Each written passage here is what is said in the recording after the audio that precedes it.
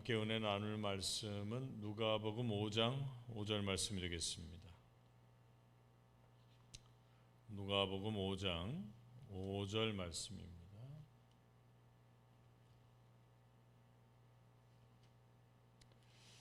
찾으신 줄 알고 우리 한 목소리로 누가복음 5장 5절 말씀, 자, 시작. 시몬이 대답하여 가로되 선생이여 우리들이 밤이 맞도록 수고를 하였으되 얻은 것이 없지만은 말씀에 의지하여 내가 그물을 내리리이다 하고, 이는 하나님의 말씀이니라. 아멘. 오늘 누가복음 5장 5절 말씀을 통해서 말씀에 의지하여 내가 그물을 내리리이다, 말씀에 의지하여 내가 그물을 내리리이다 라고 하는 제목으로 함께 은혜를 나누겠습니다. 예수님께서는 제자들을 직접 찾아 나셔서 선택하셨죠. 제자들이 오는 것을 기다리는 분이 아니라 쓸만한 제자가 있는지 없는지, 또 현장에 가서 그 제자들을 테스트해보고 제자 삼는 것을 볼 수가 있습니다. 오늘 본문은 게네사렛이라고 하는 호숫가에서 밤새도록 수고했지만 아무것도 잡지 못하여서 그물을 씻고 있는 시몬 베드로를 찾았습니다, 주님께서. 그리고 그 배에 오르셨죠. 배에 오르셔서 무엇을 했나 보니까 무리들에게 말씀을 가르치셨다라고 오늘 누가복음 5장은 증거하고 있습니다. 예수님께서 말씀을 마치시고 난 다음에 시몬에게 이렇게 말씀하십니다. 너는 깊은 데로 나아가라. 그리고 너의 그물을 내려라. 그리고 고기를 잡아라. 깊은 데로 나아가 그물을 내려 고기를 잡으라고 말씀하셨습니다. 여러분, 입장을 한번 바꿔놓으셔 볼까요? 밤이 새도록 그물을 던졌는데 물고기를 못 잡았단 말이에요. 그리고 그물을 씻고 있었다고요. 이것은 어부의 행동에서 이제 일이 끝났다는 것을 말하고 있는 것이죠. 오늘 일은 끝이다. 근데 갑자기 예수님께서 더 깊은 데로 나아가라. 그리고 그물을 내려서 물고기를 잡아라. 이렇게 말씀하고 있습니다. 이때 베드로가 보인 태도를 통해서 오늘 함께 은혜 나누고자 합니다. 베드로는 어떤 태도를 가지고 예수님의 말씀에 반응했는가, 그리고 예수님의 말씀을 어떻게 받아들였는가라고 하는 베드로의 마음을 다시 한번 오늘 헤아리는 시간 되길 원하고, 그 속에 깃들여지는 은혜를 나누길 원합니다. 본론적으로 첫 번째, 베드로는 말씀에 의지하여 그물을 던졌습니다. 베드로 자신의 습득한 기술이 예수님보다 뛰어나겠죠. 수많은 경험들이 아마 베드로가 더 뛰어났을 것입니다. 그 기술대로 밤새도록 그물을 던졌음에도 불구하고 물고기를 원한 만큼 잡지 못했다는 것은 매우 실망스럽기도 하지만 그의 기술만큼이나 그날 운이 좋지 않았다, 이렇게 아마 판단했을 것입니다. 그러나 예수님께서 더 깊은 데로 나아가서 그물을 내리고 물고기를 잡으라고 말씀하실 때 조금 더 의심하지 아니하고 자신의 경험을 의지하지 않고 예수님의 말씀에 의지하여 그물을 더 깊은 곳에 내리는 순종의 사람이었다. 아마도 우리 주님은 베드로의 그 순종의 모습을 보고 야, 이건 내 제자 삼아야 되겠다 라고 생각하셨던 것 같습니다. 그래서 이 말씀에 순종을 하니까 어떤 상태가 나타나요? 그물이 찢어질 만큼 많은 고기가 잡혔다고 성경은 기록하고 있습니다. 그래서 자기 그물로 해결이 되지 않아서 다른 배에 있던 동료들에게 도와달라고 이 주문을 했어요. 그래서 배가 두 채가 있었는데 이 두 채 다 가득 찼다고 성경은 말씀하고 있고, 더군다나 가라앉을 만큼 찼다는 겁니다. 베드로는 예수님의 능력 앞에 무릎을 꿇었습니다. 그리고 갑자기 자신이 죄인이라고 고백합니다. 그리고 주님께 자신을 떠나라고 말하고 있습니다. 한평생 자신의 실력으로 살아온 베드로는 주님의 권능 앞에 자신의 교만함을 깨달았습니다.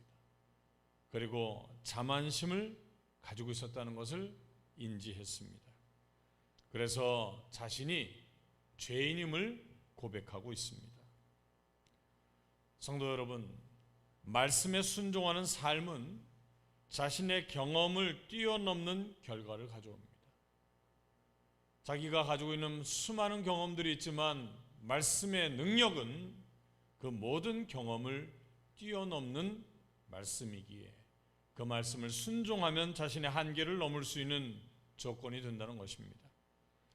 아람의 군대 장관 나아만도 말씀을 믿고 순종함으로 문둥병을 고쳤다고 왕하 5장 1절에서 14절 말씀이 증거하고 있습니다. 이 군대 장관 하면 지휘계통 중에 그래도 괜찮잖아요. 그럼에도 불구하고 선지자의 말씀에 순종함으로 그가 해결할 수 없는 병이 나았다라고 성경은 말씀하고 있는 것입니다. 엘리사에게는 여러 제자가 있었습니다. 엘리야의 제자 엘리사인데 엘리야가 구름 타고 올라가 불말과 불수레가 있는 불수레를 타고 하나님 나라로 올라갔죠. 변화받았습니다. 그러면서 엘리사가 그 사역을 이 땅에서 감당할 때 많은 제자들이 있었어요. 그 중에서 한 제자가 갑자기 죽게 되었던 것 같습니다. 그런데 그에게는 아내가 있었고 자녀들이 있었습니다. 더 나아가 이 말씀의 뜻을 좇아 열심히 사역하다 보니 빚이 많았다는 겁니다. 그로 인해 여인은 자신의 아들들을 키우고 있는데 그 빚값으로 아들들이 다른 사람의 종이 될까봐 매우 두려워하고 있었습니다. 그래서 엘리사가 이렇게 말합니다. 네가 가지고 있는 게 뭐냐? 기름 한 그릇밖에 없습니다. 그렇다면 동네방네 다니면서 수많은 그릇들을 좀 모아와라. 여인이 황당했을 거예요. 이게 무슨 소린가? 그런데 그 여인의 행동에는 순종의 믿음이 있었습니다. 동네방네 다니면서 그릇을 빌려다가 그 그릇들을 간뜩 갖다가 놓았죠. 그럴 때 엘리사가 네가 가지고 있는 그 한 종지의 그릇 안에 있는 그 기름을 그 수많은 기름에다 부어라. 이치적으로 수치적으로 말이 되지 않습니다. 그러나 그 여인은 믿음을 가지고 자기가 가지고 있는 한 그릇의 기름을 수많은 그릇에 붓기 시작했고 그 그릇마다 기름이 차고 넘쳤다고 말씀하고 있고 그래서 그 기름을 팔아 그 현실의 문제를 극복했다고 왕하 4장 1절에서 7절 말씀은 우리에게 증거하고 있습니다. 말씀에 순종한다는 것이 무엇입니까? 말씀을 절대적으로 믿고 그 믿음대로 최선을 다하는 삶을 살아야 한다는 것입니다. 우리가 순종하니까 그냥 아멘 그런다고 순종이 아닙니다. 진짜 순종은 내 마음 가운데 믿어지는 대로 행동으로 옮기는 것입니다. 베드로는 믿음대로 최선을 다했습니다. 그냥 성경에는 그물을 내렸다, 물고기가 그물에 가득 걸렸다, 그리고 2배의 기름, 그 그물들이 차서 배가 내려앉을 정도였다라고 말하고 있지만 그 속에는 그들의 노력과 땀이 그리고 그들이 힘든 만큼 일해야 하는 수고가 있음을 우리는 잊지 않아야 합니다. 야고보서 2장 14절에서 26절 말씀 보니까 행함이 없는 믿음은 죽은 것이래요. 우리가 말씀만 또박또박 받고 그냥 아멘 아멘 한다고 되는 문제가 아닙니다. 진짜 말씀에 순종하는 사람은 행함으로 그 말씀을 나타냅니다. 시몬 베드로가 보여준 순종과 믿음의 삶이 여기에 있습니다. 그게 두 번째로 베드로는 사람을 낚는 어부가 되었습니다. 예수님께서 베드로의 삶에 기적을 일으키신 목적이 무엇일까요? 예수님은 그 사람을 잘 먹고 잘 살게 하기 위해서 그에게 기사이적을 나타낸 것이 아니라는 사실입니다. 바로 베드로를 제자 삼기 위함입니다. 그의 그릇이 어떤가를 바라보기 위함이었습니다. 기사와 이적의 주체이신 예수님을 따르는 삶이 말씀 받은 사람들의 목적이 되어야 해요. 우리는 때로는 부자가 되기 위해서, 때로는 내 문제를 해결받기 위해서, 나의 가장 아픈 부분과 나의 가장 힘든 부분들에 대한 문제를 해결받기 위해서 말씀을 믿습니다. 그리고 말씀을 따릅니다. 그러나 오늘 본문을 통해서 우리에게 교훈하는 것은 예수님의 능력을 자신들의 삶의 질을 높이는 도구로 악용하지 않았다는 겁니다. 오히려 자신이 살아갈 이유를 거기서 찾았습니다. 그리고 주님을 따랐습니다.